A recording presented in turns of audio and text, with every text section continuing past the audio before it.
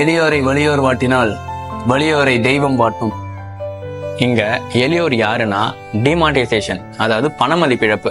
அதை நைட்டா கொண்டு வந்ததால என்ன பண்றது ஏது பண்றதுன்னு தெரியாம நடுத்தருல நின்ன நம்ம தான். நாசிக்ல பிரசவத்துக்கு கூட காசு இல்லாம அரசு மருத்துவமனை நம்பி போய் இன்குபேட்டர் பழுதானதுனால அவங்களோட குழந்தைகளை பறி கொடுத்தவங்களும் தான்.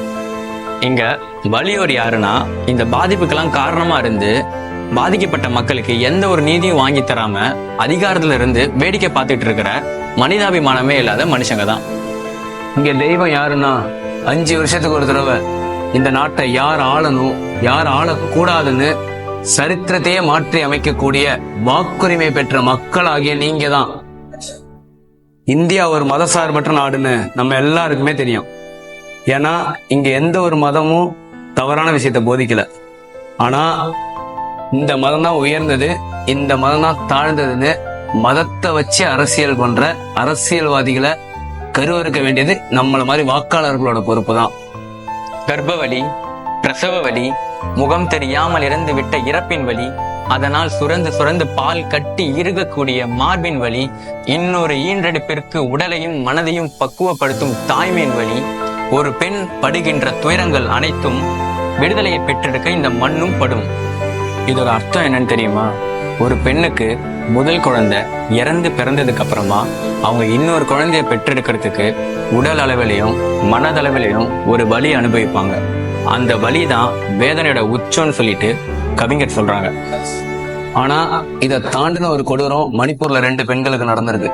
ஒண்ணு நம்ம தங்கை வயதுல இருக்கிற ஒரு பெண், இன்னொன்னு நம்ம அம்மா வயதுல இருக்கிற மதிக்கத்தக்க ஒரு பெண். இவங்க 2 பேரையும் நிர்வாணப்படுத்தி 2.5 கிலோமீட்டர் 50 ஆண்கள் சூழ நடு ரோட்ல நடத்தியே கூப்பிட்டு போயிருக்காங்க. இதுக்கு மேலேயும் நிறைய விஷயம் நடந்துச்சு. ஆனா அதெல்லாம் சொல்றதுக்கு எனக்கு வாய் கூசுது. இது மட்டுமா? கொஞ்சம் வருஷத்துக்கு முன்னாடி ஆசிஃபான்னு காஷ்மீர்ல ஒரு சின்ன குழந்தை, அந்த குழந்தைய இந்து கோயிலே வச்சு நாசம் பண்ணானுங்க.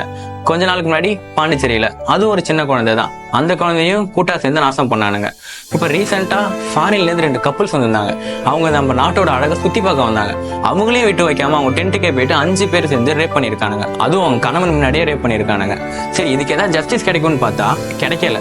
என்ன சொன்னாங்கன்னா கவர்மெண்ட் 10 லட்ச ரூபாய் காம்பன்சேஷன் கொடுக்குறாங்க. இது எவ்வளவு பெரிய கேவலம்! இந்த கேவலத்துக்கெல்லாம் காரணம் யாரு?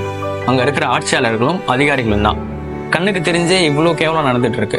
கண்ணுக்கு தெரியாம எவ்வளவோ கேவலங்கள் இன்னும் நடந்துட்டு தான் இருக்கு. இது எல்லாத்தையுமே நம்ம சரி காட்டணும் அப்படின்னா அது நம்ம கையில தான் இருக்கு. நம்ம எல்லாருக்குமே சின்ன வயசுல ஸ்கூல் பிரேயர்ல ஒரு விஷயம் சொல்லி கொடுத்துருப்பாங்க. India is my country, all Indians are my brothers and sisters. அதாவது இந்தியா எனது தாய்நாடு, இந்தியர்கள் அனைவரும் என் உடன் பிறந்தவர்கள். அதை இன்னை வரைக்கும் நாங்கள் யாரும் மறக்கல. ஆனால் கடந்த 10 வருஷமா இந்த இந்திய நாட்டை ஆண்டுட்டு இருக்கோம். ஏன் அதை மறந்தாங்கன்னு தெரியல.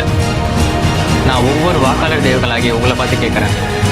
பிரதமராக இந்த நாட்டை ஆள்றதுக்கு ஒரு நல்ல மனிதர் தான் தேவையை தவிர ஒரு மதவாதி தேவையில்லை. ஒரு நல்ல மனிதரை தேர்ந்தெடுப்போம். ஏப்ரல் 19 அன்று